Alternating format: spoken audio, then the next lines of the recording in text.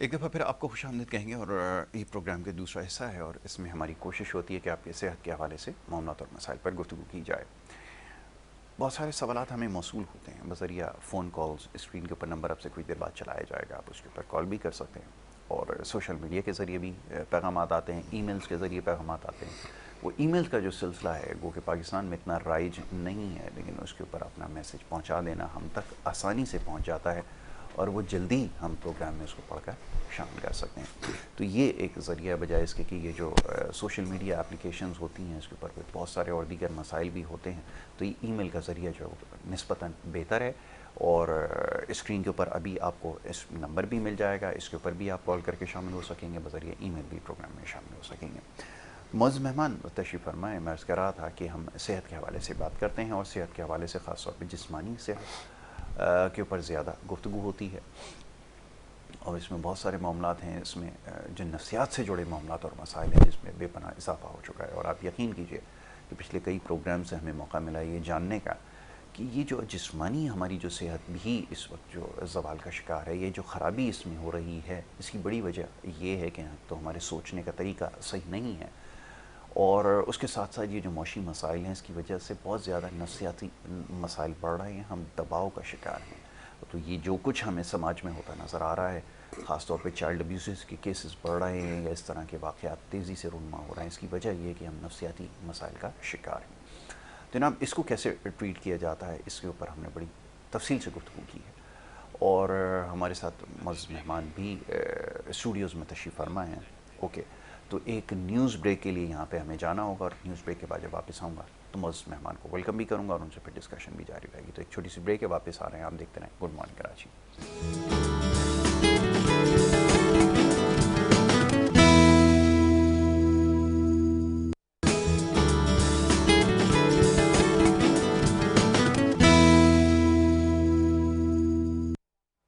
Welcome back once again. एक दफ़ा फिर आपको खुशामदीद कहेंगे ब्रेक पे जाने से पहले। और ये जो न्यूज़ ब्रेक आया था इससे पहले हमारी बात हो रही थी कुछ नफ्सियाती मसाइल के हवाले से।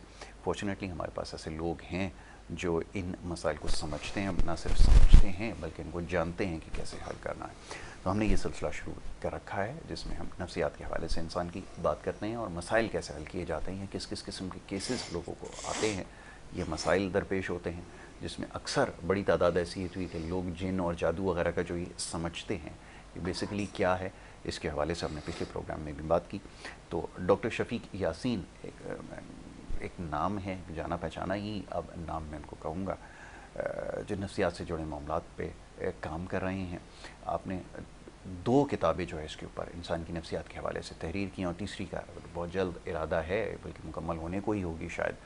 तो डॉक्टर शफीक यासीन एक माहिर नफ्सियाती डॉक्टर हैं जो नफ्सियात के मसाइल पे काम कर रहे हैं, इलाज कर रहे हैं, पाकिस्तान से बाहर मुकीम रहे। अभी पिछले हफ्ते और इससे पहले जब हमने प्रोग्राम किया तो स्काइप के ज़रिए हमारे साथ मौजूद होते थे। आज ख़ुद बनफ़्स नफ़ीस यहाँ पे मौजूद हैं स्टूडियोज़ में। डॉक्टर शफीक यासीन को मैं वेलकम करूँगा। Thank you so very much doctor साहब, एक दफ़ा फिर हमें स्टूडियो में ज्वाइन करने के लिए, ज़िंदा ज्वाइन करने के लिए शुक्र है। Thank you so very much. उनके हमरा तशरीफ़ रखते हैं डॉक्टर अवैस यासीन, नफ्सियाती अस्पताल, उसके तमाम इंतज़ाम देखते हैं, नफ्सियात के हवाले से काम कर रहे हैं और आप हमारे साथ मुस्तकिल इस प्रोग्राम का हिस्सा रहें। आज एक दफ़ा फिर मौजूद हैं, उनको वेलकम करूँगा। Thank you so very much, बहुत शुक्रिया डॉक्टर इस प्रोग्राम में वक्त देने के लिए। डॉक्टर साहब, बहुत सारे मामलात अब सामने आ रहे हैं और ये अच्छी बात है कि हम अपने मकसद में काफ़ी हद तक कामयाब हुए हैं। बड़ी मोटिवेशन मिल रही है कि अब पाकिस्तान के फ़ार एंड वाइड एरिया से, रिमोट एरिया से लोग मैसेजेस भेज रहे हैं। लेकिन मेरा एक अभी भी वो है, एक टारगेट है कि लोग अभी जो नाम ज़ाहिर ना करने की जो एक उन्होंने शर्त रखी है ना, मैं चाहता हूँ वो भी ख़त्म हो जाए, लोग खुलकर डॉक्टर के पास जाए। इसमें कोई आर नहीं है कि लोग डॉक्टर के पास आएँ, नफ्सियात से जुड़े मसाइल आपके साथ डिस्कस करें। डॉक्टर साहब, हम बहुत सारे मसाइल के ऊपर गुफ्तगू की है, लेकिन यकीन करें कि इसके ऊपर ऐसा लगता है कि कोई बात अभी तक हमने की ही नहीं है, डिप्रेशन के हवाले से, एंजाइटी के हवाले से और दीगर मसाइल के। अब तो मैं काफ़ी इसके ऊपर स्टडी भी शुरू कर दी है, बल्कि मैं स्किज़ोफ्रेनिया करके जो है वो उसके ऊपर मैं रिसर्च कर रहा था, कुछ चीज़ें सामने आई हैं, तो उसके ऊपर आगे चल के करूँगा। ज़रा बेसिक्स की तरफ वापस आते हैं। ये ज़रा बताइएगा डॉक्टर साहब कि ये जो डिप्रेशन वगैरह के मसाइल हैं, अभी बाहर रहकर आए, देखे कुछ केसेस, वहाँ पे भी स्टडी किए होंगे, कितना फ़र्क है और यहाँ पर हमें कितनी ज़रूरत है इसकी, चाहता हूँ ज़रा यहाँ से गुफ्तगू का आगाज़ किया जाए। जी देखिए यासिर, एक तो चीज़ बात बार बार हम कर चुके हैं रिपीटेडली हर प्रोग्राम में कि यहाँ पे मसाइल बढ़ते जा रहे हैं। यस नफ्सियात के परेशानियाँ बहुत हैं, माशी हालात, लोगों के साथ प्रॉब्लम्स। यस यहाँ पे बाहर जाते हैं और वहाँ कुछ अर्सा गुजार के जब आते हैं ना, तो रियलिटी जब देखते हैं, ऑन ग्राउंड रियलिटी के वहाँ एक्चुअली क्या हो रहा है, तो फिर आपकी आंखें थोड़ी खुल जाती हैं। और बात ये है कि वहाँ पे एक नॉर्मल डे भी जो होता है ना, जब वो 9 to 5 काम करते हैं, 5 बजे निकलते हैं, तो मुझे याद है कि नॉट सैटरडे संडे जब वो ऑफ लेते हैं, बल्कि वर्किंग डेज मंडे टू, मौसम अच्छा है मंडे टू फ्राइडे, किसी भी दिन 5 बजे निकले जी, वो समंदर के किनारे चले गए, वहाँ टहल लिया, कॉफ़ी पी ली, घूम लिया, बच्चों के लिए झूले वगैरह लगे हुए हैं, लोग आराम से हंसते मुस्कुराते बातें कर रहे हैं, ग्रीनरी है, साफ़ हवा है, कोई ये डर नहीं कि वो आके मोबाइल छीन के ले जाएगा या कोई। राइट तो बड़ा ही ऐसा पीसफुल माहौल है कि आपको बड़ा अच्छा महसूस हो रहा होता है। आप चिल बैठे होते हैं, रिलैक्स बैठे होते हैं या बात कर रहे होते हैं, आपको ऑटोमेटिकली जो ना दिन भर की अगर थकन होगी भी ना, तो फिर वो ऐसा महसूस होता है कि थकन ख़त्म हो गई, घर जाके आप फिर डिनर करें, सो जाएं। ठीक है तो यहाँ पर जो चीज़, मैं उतरा अभी एयरपोर्ट पे और वापस आ रहा था, तो लोगों के चेहरों पे फिर स्ट्रेस और परेशानी और वही बातें देखता हुआ, और आपको साफ फ़र्क नज़र आता है कि वहाँ पे ये बातें करते हैं कि हमें साइकोलॉजिकल प्रॉब्लम है, वो एक्सेप्ट करते हैं, डॉक्टर्स को दिखाते हैं। यहाँ पे जबकि आप उनके चेहरों पे नज़र आ रहा है इतना स्ट्रेस, और आप देख रहे हैं कि हर दूसरा बंदा तीसरा बंदा परेशानी में घूम रहा है, लेकिन ना वो एक्सेप्ट करना चाहता है, ना वो दिखाना चाहता है, ना इस बारे में बात करना चाहता है। तो ये बड़ा मेन फ़र्क नज़र आता है। सिर्फ 3-4 हफ्ते वहाँ से होकर आए तो आपको फ़र्क नज़र आ रहा होता है, और फिर दिल चाह रहा होता है यार अभी टिकट करें, वापस ना चले जाएं, थोड़ा फिर से थोड़ा सा और होके टाइम आए। स्पेंड कर लिया। अच्छा फिर कल ही मेरा पहला डे था, जी क्लिनिक मैंने किया, बड़ा अच्छा लगा मुझे, बड़ा कि काफ़ी दिनों बाद अपने ज़बान में अपने लोगों से बात करके, क्लिनिक करके, तो ये तो इसमें कोई डाउट नहीं है कि जो कैरियर का जो मेरा हाई पॉइंट है ना, जो जो खुशी का पॉइंट है, जो इसमें लगता है कि यार मैंने कुछ सीखा पढ़ा, जो जो भी डिग्री वगैरह ली, वापस आके जो मैं इस मुल्क में काम करता हूँ, पैसे को एक साइड पे करें तो जो मज़ा अपने मुल्क में काम करने का आता है ना, वो कहीं नहीं आ सकता, ठीक है। वो कहीं नहीं आ सकता। ये तीसरी जो बुक है, अब ये किस हवाले से हो सकती है? अब यहाँ के कल्चर को देखते हुए, यहाँ के केसेस, मैं चाहता हूँ कि आप लिखें अपने एक्सपीरियंसेस के हवाले से जो अब तक आपने देखे हैं। अभी एक मैं अवैस की तरफ आता हूँ, बड़ा इंटरेस्टिंग केस इन्होंने सॉल्व किया है। वो मुझसे पूछ भी रहे थे कि जिन उतारने वाले बाबा जो हैं, ये माहिर हैं जिन उतारने के, इन्होंने अभी रिसेंटली, मैं वैसे पूछूंगा, लेकिन ये किताब किस हवाले से होनी चाहिए आप? देखिए, western psychiatry and eastern psychiatry, जो पाकिस्तान की साइकाइट्री है, उसमें बहुत ज़्यादा इसका अफेक्ट है, कल्चरल रिलीजियस अफेक्ट। और रिलीजन जो है ना, माशाल्लाह से हमारा बहुत, डेफिनेटली इस्लाम बहुत अच्छा मज़हब है, यकीनन। लेकिन हम कई लोगों ने उसको बिगाड़ दिया है, और कई ऐसे रिचुअल्स और तरीक़ेकार हैं जिसने उसको दूसरी तरफ ले गए हैं। जो हम अल्लाह से डायरेक्ट मदद मांग सकते हैं, जो कुरान में है, जो, लेकिन हम इंसानों के बीच में डाल देते हैं, कुछ लोगों को बीच में डाल देते हैं, और इसको और कॉम्प्लिकेटेड कर देते हैं नफ्सात के हवाले से भी। बिल्कुल ठीक है। तो यहाँ पर जो प्रॉब्लम है ना, कि हम अच्छे खासे मज़हब को समझ के अगर इम्प्लीमेंट करें और मेन कोर एरियाज़ पे कवर करें, तो हमें इससे नफ्सियाती प्रॉब्लम्स भी काफ़ी हद तक ठीक हो सकते हैं। बिल्कुल ठीक लेकिन है। इसका तरीक़ाकार है कि आप कुरान को पढ़ें, तर्जुमे के साथ पढ़ें, खुद समझें कि अल्लाह ताला के साथ कैसे आपको कम्युनिकेट करना है, बहुत और अच्छी इसमें बात। किसी तीसरे का इन्वॉल्वमेंट नहीं होना चाहिए, बिल्कुल मैं ठीक है। समझता हूँ। बिल्कुल ठीक और है। दूसरा, एक हर इंसान की अपनी सोच है, उसको अपनी सोच की तरफ रहने दें, लेकिन खुद कंफ्यूज ना करें, राइट। मैं समझता हूँ। बिल्कुल तो ठीक है। जहाँ पर किताब का ताल्लुक है, मैं समझता हूँ कि नफ्सियात के प्रॉब्लम्स को, एक तो ये कि लोगों को एडमिट करना चाहिए कि ब्रेन जो है, दिमाग जी।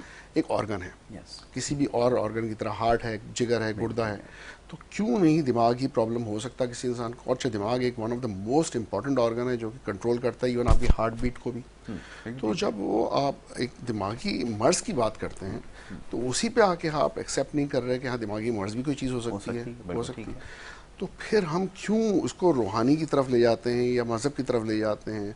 कई लोग समझते हैं कि ये हमने कुछ गुनाह किया था, या कोई परेशानी की बात थी, इस वजह से हमें ये पनिशमेंट मिल रही है, हमें सज़ा के तौर पे ये हो रहा है। ऐसा नेगेटिव सोचना अपने आप को और तकलीफ़ देने के बराबर है, मैं समझता हूँ। हाँ, ये कि अगर इलाज कराया जाए, उसको कोर एरिया की तरफ जाएँ कि मसला, असल मसला क्या है, उसको ट्रीट किया जाए, तो नफ्सियाती प्रॉब्लम बहुत जल्दी ठीक हो जाते हैं। मसला सबसे बड़ा ये कि जल्दी ठीक नहीं कराने के लिए लोग आते हैं, जल्दी बात नहीं करना चाहते साइकेट्रिस्ट से, और इसे कॉम्प्लिकेटेड करके इतने देर तक छोड़ देते हैं कि प्रॉब्लम बड़े बढ़ते बढ़ते और कॉम्प्लिकेटेड हो जाती है। तो किताब लिखने में मेरे ख्याल में सबसे बड़ा एरिया होगा कि कल्चरल और रिलीजियस जो है उसके एस्पेक्ट्स क्या हैं साइकाइट्री पर, और उसकी क्या असर हो रहा है हमारे मुल्क में और उसके नफ्सियात पे। क्योंकि उसको टूल बनाकर फिर जो कुछ हुआ है वो हुआ है। अब मैं आता हूँ ज़रा वेस्ट की तरफ, क्योंकि रिसेंटली अभी इन्होंने जो है वो एक काम जो है वो हमारे यहाँ बड़ा चलता है, वो जिन उतारने का, उसको पकड़ने का, बोतल में बंद करने का। इन्होंने भी ऐसा ही कुछ किया। जी अवैस साहब, कहाँ तक पहुँचा और क्या एक्सपीरियंस रहा? मैं चाहता हूँ ज़रा दोबारा बताएं, क्योंकि लोग बहुत सारे इसके बारे में जानना चाहते हैं। देखें यासिर, ये मेरे पास एक बच्चा आया था, तकरीबन 12 से 13 साल एज थी। जब वो मेरे पास आए हैं तो बहुत ज़्यादा उनके अंदर जिन्नात जो थे बहुत पीक पे थे। जबकि वो एक दफ़ा हमारे पास पहले आ चुके थे और उन्होंने फिर ट्रीटमेंट रोक दिया था और वो फिर थर्ड साइड चले गए थे। उसके बाद वो मेरे पास दोबारा आए हैं तो वो जिन बहुत हद तक जा चुका था। देखें, बच्चों की जो मेंटली हेल्थ है ना, वो इन चीज़ों को बहुत जल्दी पिक करती है। किसी के पास गए, वो उन्होंने किसी इस्लामी स्कॉलर ने कह दिया कि इसके ऊपर जिन है। अब वो जो चीज़ थी ना उसके दिमाग में बैठ गई कि मेरे ऊपर जिन है। फिर उसने हर वो चीज़ की जो हो सकती थी, उसने वो सारी चीज़ें महसूस करना शुरू कर दी कि मेरे ऊपर जिन है। बिल्कुल ठीक। घर में कोई बात होती, वो घर वाले आपस में किसी बात पे बात कर रहे हैं, वो एकदम हाइपर हो जाते थे। कोई चीज़ उनकी डिमांड पूरी नहीं होती थी, उसके ऊपर वो हाइपर हो जाते थे। तो मतलब उनके दिमागों में ये चीज़ें बैठ गई थी कि मेरे ऊपर जिन है। जब आपके ऊपर दिमाग में ये चीज़ आ जाए ना कि कंफर्म हो जाए, कोई आपको कह दे कि आपके साथ ये मसला है, तो उसके जितने भी इम्पैक्ट होते हैं वो सारे आपको महसूस होना शुरू हो जाते हैं। सारी चीज़ें फील हो रही होती हैं कि ये भी है, ये भी है। इसी तरीके से उस बच्चे के साथ हुआ। तो जब वो मेरे पास आया तो फिर उसने मुझसे बात की, तो उसमें फिर वो जिन आ गया। जब मैंने उससे कहा, मैं कहा जिन्नात तो नहीं होते। जब उसने देखा कि ये डॉक्टर साहब कह रहे हैं कि जिन्नात नहीं होते, तो इस बात पे पक्का हो गया और उसको गुस्सा आया कि ये तो मेरे साथ जितने भी हैं इनको कंफर्म हो जाएगा जिन नहीं आते, फिर मुझे स्कूल भी जाना पड़ेगा, मुझे ट्यूशन भी जाना पड़ेगा और मुझे सिपारा पढ़ने के लिए भी जाना पड़ेगा। तो ये एक ड्रामा जो चल रहा है ये ख़त्म हो जाएगा। ठीक है। क्योंकि घर वाले बहुत डरे हुए थे और उसकी आवाज़ ऐसी खौफनाक वो निकालता था, वो चीखता था, उसके हाथ पांव मुड़ जाते थे। सिम्टम सेम टू सेम वही थे कि इसमें जिन है, मतलब जो ये हालात थे उसके। जब हमने ये सारी चीज़ें फेस की तो फिर मैंने उस जिन से बात की। मैंने कहा ठीक है, आप हैं तो मुझसे बात करें। और वो जब उसकी लैंग्वेज थी, वो बच्चा अपनी लैंग्वेज में बात कर रहा था, तो मैं उनको यही फील करा रहा था, उनके घर वालों को, कि देखें जिन्नात और इंसान मखलूक दोनों अल्लाह ताला की, हम मना नहीं करते, लेकिन जो चीज़ें हम महसूस करते हैं ऐसा नहीं होता। मैं उससे बात कर रहा हूँ, मैंने वो बच्चा मुझे अपनी आवाज़ में जवाब दे रहा है, मैं जिन्नात की तो ये आवाज़ ही नहीं होती। जब ये बात उसने सुनी, एकदम उसका माइंड दूसरी तरफ गया। उसने फिर एक अजीब सी आवाज़ निकाल के मुझसे बात की। जब वो चीखा और एकदम वो उसने शाउट किया, 2 दफ़ा किया, 3 दफ़ा, मैं कहा इतनी सी आवाज़ तो नहीं होती, जिन्नात की तो ज़्यादा होती है। फिर उसने ज़्यादा निकालना शुरू की।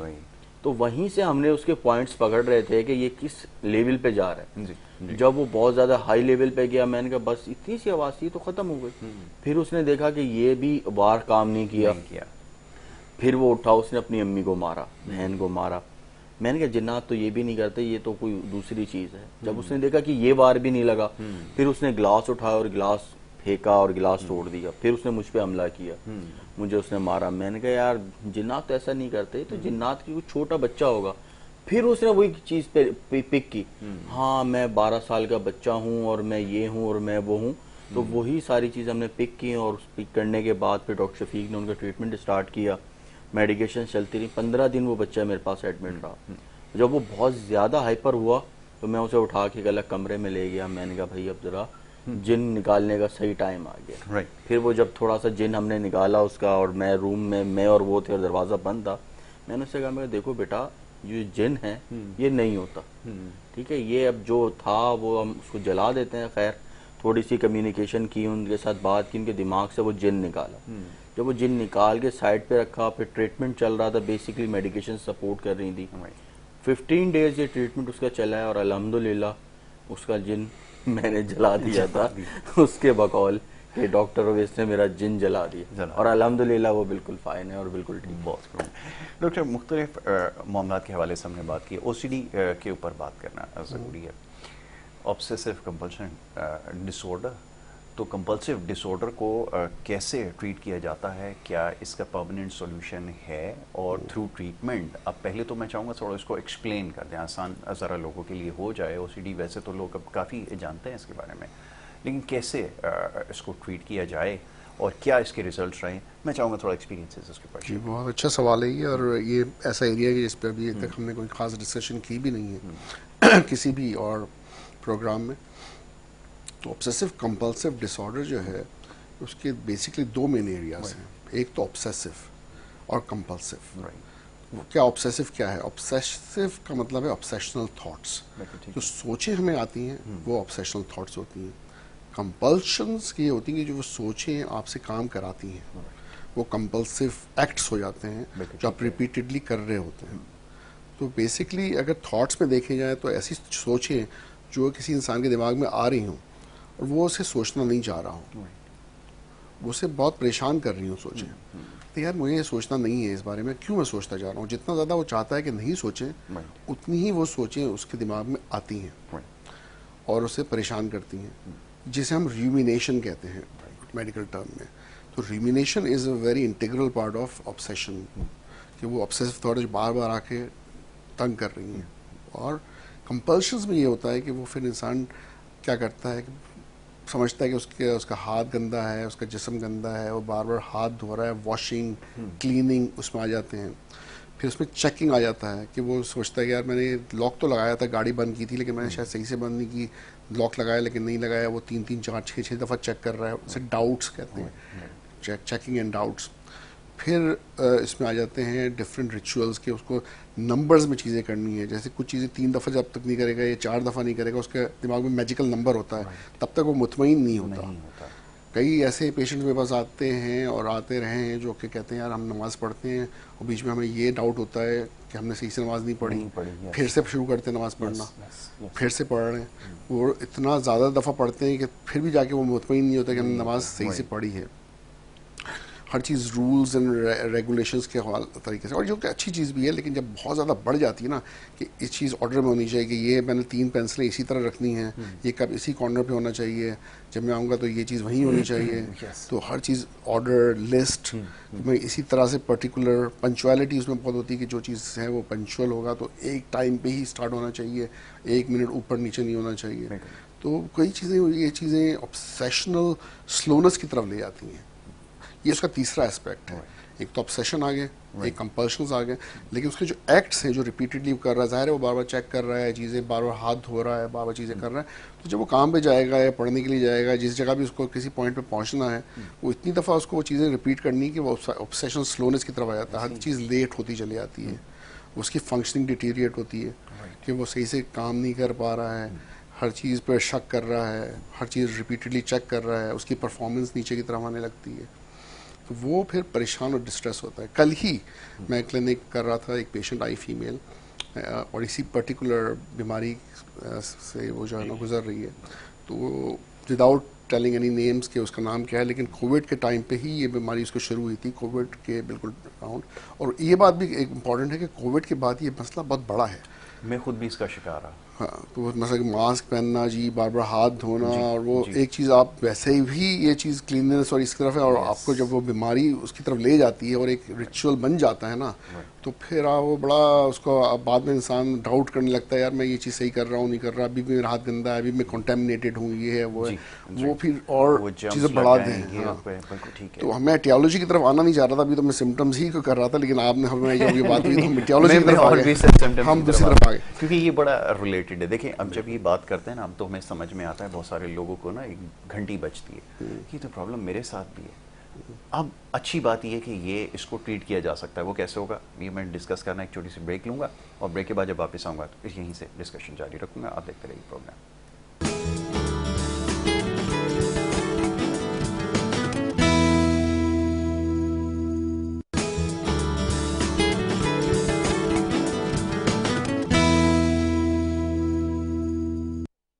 वेलकम बैक वंस अगेन, एक दफ़ा फिर आपको खुशामदीद कहेंगे। और ब्रेक पे जाने से पहले बड़ा इंपॉर्टेंट टॉपिक जिसके ऊपर बात हो रही थी, वी वर डिस्कसिंग ओसीडी, और इसके बारे में मैं चाहूँगा ज़रा कि साइन सिम्टम्स के हवाले से बहुत लोग अभी जो है इसको रिलेट कर रहे होंगे कि मेरा भी प्रॉब्लम था। जी प्लीज़। देखिए, ब्रॉडली तो मैंने साइन और सिम्टम्स थोड़ा सा बताए, जिसमें थॉट्स हैं, जो रिमिनेशन हैं, जो बार बार आपको इंट्रूसिव थॉट्स। इंट्रूसिव थॉट्स का मतलब है कि वो दिमाग में घुस रही हैं सोचें और इंसान नहीं सोचना चाह रहा। अच्छा, इसमें एक इम्पॉर्टेंट जो एस्पेक्ट है वो ये कि सोचें दो तरह की होती है, ईगो सिंटोनिक और ईगो डिस्टोनिक। इन दोनों में फ़र्क क्या है? ईगो डिस्टोनिक का मतलब है कि आपके ईगो मतलब आपको बहुत वो डिस्ट्रेस कर रही है वो सोच, आप नहीं सोचना चाह रहे लेकिन वो सोच आ रही है। और एक सोच होती है जो आप सोच रहे हैं और आपको सोच खुशी दे रही है। बिल्कुल ठीक है। अच्छा, ऑब्सेसिव कंपल्सिव डिसऑर्डर में अगर ये सोच आती है कि मैं शायद ये चाकू उस इंसान को मार दूं या मैं गन उठा के उसको शूट कर दूं, और ये सोचें ऑब्सेशंस में आती हैं, वो बहुत ही डिस्ट्रेस होता है। मतलब उसमें बहुत ही ज़्यादा घबराहट, बेचैनी आ जाती है कि मैं ऐसा नहीं करना चाहता लेकिन मैं ऐसा सोच क्यों रहा हूँ। अपने बच्चों के बारे में सोचा आ जाती है कि मैं बच्चे का गला दबा दूंगा या उसको मार दूंगा या कुछ भी सोच इस तरह आती है। और ये होता है, वो माँ और बाप आके कहते हैं मैं ऐसा सोच क्यों रहा हूँ कि 4 साल का मेरा बेटा है, मैं उसको नुकसान पहुँचाने के बारे में कैसे सोच रहा हूँ, लेकिन वो उसको अजियत दे रही है सोच। तो वो असल में ईगो डिस्टोनिक थॉट है। ईगो सिंटोनिक वो होती है कि कोई सीरियल किलर है और उसने किसी को मारा, कत्ल कर दिया, तो उसको उससे खुशी मिलेगी मर्डर करने से भी, जबकि एक बहुत खतरनाक एक्ट है ये। तो ये फ़र्क है। ऑब्सेसिव कंपल्सिव डिसऑर्डर में इस तरह के अजीबोगरीब सोचें भी आती हैं जो इंसान को बड़ा परेशान करती हैं, लेकिन वो उसे छुटला नहीं सकता, उसे दूर नहीं कर सकता। वो सोचें तंग, और ख़ासतौर पर रातों को ये ज़्यादा तंग करती हैं। दिन में तो वो बिज़ी हो जाता है, डिस्ट्रैक्टेड हो जाता है कि यार मैं काम में बिज़ी हूँ, ये कर रहा हूँ, वो कर रहा हूँ, जबकि तंग फिर भी कर रही होती है, लेकिन रात को जब अकेले लेटता है तो सोचें और ज़्यादा परेशान करती हैं और फिर नींद पे अफेक्ट करती हैं, उससे डिप्रेशन होने लगता है, उससे एंजाइटी बढ़ती है। मतलब ये 3 ऐसी एरियाज़ हैं जो वैसे अगर किसी फिजिशियन के पास या साइकियाट्रिस्ट के पास आए तो कहेगा चलो शायद डिप्रेशन की बीमारी है या मायूसी की है या फिर घबराहट बेचैनी की बीमारी है, नींद का मसला है। लेकिन जब डिटेल में आप जाते हैं ना तो आपको अंदाज़ा होता है कि सोचों से इसका कितना ताल्लुक है, वो किस तरह के बिहेवियर कर रहा है। अब एक औरत मेरे पास आई थी, पठान थी, वो बेचारी बहुत, उसके 3 छोटे छोटे बच्चे, मियाँ भी साथ में था। वो इतनी इस बारे में वो थी कि सोचे उसको आती थी कि उसका हाथ गंदा है तो वो बार बार हाथ धोती थी, गर्म पानी से धोती थी, इस हद तक धोती थी उसकी पूरी खाल उतर गई थी ऊपर की, और वो अजियत में थी। कहती मैं इतना तंग आ गई हूँ और मैं बच्चों को भी मारती हूँ कि भाई तुम ये चीज़ें गंदी क्यों करती हो। वो डर्ट के हवाले से खुद भी और दूसरे को भी, किसी को अगर साफ़ होनी चाहिए, हर चीज़ बिल्कुल साफ़ होनी चाहिए। तो बच्चों की भी पिटाई लगती थी, खुद भी हाथ धो दो के, फिर मैं इतनी परेशान हूँ कि मैं सोचती हूँ मैं अपनी जान दे दूँ, मैं खुदकुशी कर लूँ। और दवाइयों से और ट्रीटमेंट से शुक्र अल्लाह का वो इतनी बेहतर है। सिर्फ 4 सेशन किए थे कि उसका मियाँ भी कह रहा था, खुद भी कह रही थी अब देखें मेरी स्किन वापस आ गई है, अब मैं हाथ नहीं धो रही, मैं बच्चों को नहीं मार रही, अब मैं खुश हूँ, अब मैं इस तरह के सोचे मेरे को तंग नहीं कर रही है। तो लोग सफ़र हो रहे हैं कई दफ़ा, और इसलिए सफ़र हो रहे हैं कि उनको पता नहीं कि इसका इलाज मौजूद है और वो ठीक हो सकते हैं।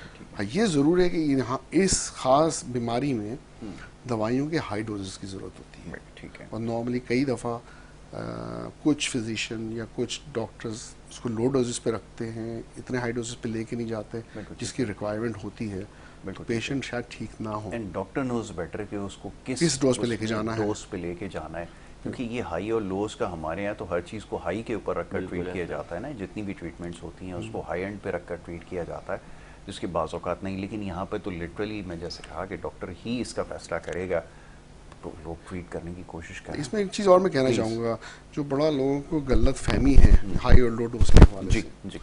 अब वो मेडिकेशन जो है ना डिफरेंट पोटेंसी की होती है। अब ये समझना ज़रूरी है कि अगर 1000 मिलीग्राम की कोई दवाई है उससे ज़्यादा हैवी डोज 6 मिलीग्राम हो सकता है किसी और दवाई का। बिल्कुल ऐसा ही सही है। अब रेस्पिडोन जैसे फॉर एग्जांपल एक दवाई है जिसका मैक्सिमम डोज ही 6 मिलीग्राम है जी, और अगर मैं क्लोरप्रोमोजीन या इस तरह की कोई दवाई लेता हूँ, जैसे सपोज टाइपिन लेता हूँ जिसका 800 मिलीग्राम मैक्सिमम डोज है, किसी और का 1600 मिलीग्राम है, तो मैं क्या 1600 लिखूंगा तो 1600 देखती कहेगा यार ये दवाई इतनी हैवी डोज में डॉक्टर ने लिख दी, और मैं 4 या 6 मिलीग्राम किसी और दवाई के लिखूंगा जो उसका मैक्सिमम डोज होगा, लेकिन या तो बहुत थोड़ा डोज लिखा है डॉक्टर ने, 1 या 2 मिलीग्राम ही लिखी है। लेकिन उनको ये समझ नहीं आएगी कि पोटेंसी में फ़र्क होता है दवाई की, और कई दफ़ा 1 मिलीग्राम 1000 मिलीग्राम पे भारी होता है और दवाई पे भी डिपेंड करता है, उसकी हाफ लाइफ पे डिपेंड करता है, उस बहुत से फैक्टर्स पे डिपेंड बहुत करता है चीज़ें जो इसमें डॉक्टर को वेरी पता करती होती हैं, है। एग्जैक्टली, डॉक्टर नोज बेटर, बिल्कुल ऐसा इसलिए ही जब खुद डॉक्टरी करता है ना कोई पेशेंट, कहता है यार अब मैं ठीक हो गया, अब मैं ये बंद कर लेता हूँ, ये दवाई रहने देता हूँ, तो वो मेरे पास आता है और कहता है यार मैं बिगड़ गया, तो मैंने ये दवाई तो रह दी थी, तो मैंने कहा आपको किसने कहा था ये दवाई रहने दे, उसका कहता मैंने सोचा कि ये दवाई नींद की थी, ये दवाई डिप्रेशन की थी। मैंने कहा आपने कैसे सोचा? तो फिर उनके पास जवाब नहीं वो होता यही इस ना बात का कि टैबलेट बड़ी थी तो मैं छोटी रात को थी। ले नहीं सका। तो ये कल ही आया था कल ही पेशेंट, हाँ पेशेंट कल ही था पेशेंट जी, हाँ। आई, वो कहने लगी कि ये दवाई मैंने सिर्फ एक दवाई जो है ना रात की मैंने बंद कर दी है, बाकी मैं सारी दवाइयाँ ले रही हूँ। ठीक है। और मैंने कहा यही तो फाउंडेशन था सारा ट्रीटमेंट का जो आपने बंद कर दिया। अच्छा, ये बड़ा सेफ एनवायरनमेंट के अंदर ट्रीटमेंट हो रही है, ये तो मैंने ऑब्ज़र्व किया। लोग अगर ख़ास तौर पे ख़वातीन अब वो चाहती हैं कि प्राइवेसी रखी जाए, और इसको मेंटेन रखने के लिए क्या आपके पास अरेंजमेंट्स ऐसे हैं, या कुछ लोग जैसे भी आपने कहा कि कुछ ख़वातीन हैं वो चाहती हैं कि मेल डॉक्टर्स के साथ इंटरेक्शन ना हो, तो आपके पास क्या क्या हैं सहूलतें? ज़रा मैं चाहूँगा इसको हाईलाइट कर दें ताकि उनको इसका जवाब मिल जाए जो आपके पास आना चाह रही हैं, ख़वातीन विज़िट करना चाह रही हैं, बच्चियाँ जो विज़िट करना चाह रही हैं। बिल्कुल, देखिए हमारे पास इस तरह के बहुत से पेशेंट्स आते हैं जिनकी प्राइवेसी सिक्योर रखी जाती है। आपने देखा होगा हमारे जितने भी प्रोग्राम आपके थ्रू होते हैं, हम किसी पेशेंट का नाम नहीं लेते, किसी की प्राइवेसी डिस्टर्ब नहीं करते, मतलब सिक्योर नहीं मैं करते भी ये नहीं होते। चाहता कि ब्रीच तो करें उसको, यही बिल्कुल। वजूहात होती हैं कि डॉक्टर और मरीज़ का एक ख़ास रिश्ता होता है, जो पर्सनल चीज़ें भी हम वो डिस्कस कर रहे होते हैं, तो हम वो डिस्क्लोज फैमिली के साथ भी नहीं कर रहे होते हैं, पेशेंट्स की अपनी फैमिली के साथ, किसी और के साथ तो बहुत दूर की बात है। तो हमारे पास इस तरह के केसेस आते हैं, और फीमेल डॉक्टर्स भी हैं हमारे पास, साइकोलॉजिक भी हैं हमारे पास, फीमेल और मेल भी हैं।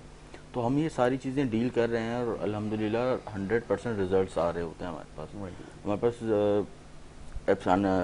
PhD कंसल्टेंट भी हैं, साइकोथेरेपिस्ट भी हैं, डॉक्टर शफीक हैं, डॉक्टर मजीद, और पूरा डॉक्टरों का पैनल होता है जिसमें न्यूरो फिजिशियंस भी हैं, कार्डिक से रिलेटेड भी हैं, जर्नल फिजिशियन भी हैं, साइकियाट्रिस्ट भी हैं, साइकोथेरेपिस्ट भी हैं। मतलब एक कंप्लीट पैनल होता है कि अगर कोई पेशेंट मेरे पास एडमिट होता है, अगर उसके पास कोई अलग से डिजीज़ भी है, तो साथ ही उसको वो ट्रीटमेंट भी हम दे देते हैं, ताकि डबल उसको एडवांटेज हो जाए कि आप, क्योंकि जर्नल हॉस्पिटल इस तरह के केसेस डील नहीं करते, बिल्कुल ठीक है। उनके लिए स्पेशल हॉस्पिटल्स होते हैं, जैसे हमारा यासीन साइकियाट्रिस्ट हॉस्पिटल है, जो सिर्फ इन्हीं केसों को ज़्यादातर डील किया जाता है जो जर्नल हॉस्पिटल में डील हो ही नहीं सकते। बिल्कुल ठीक है, क्योंकि हमारे पास जो स्टाफ होता है वो भी ट्रेंड स्टाफ होता है इन सारी चीज़ों को हैंडल करने के लिए।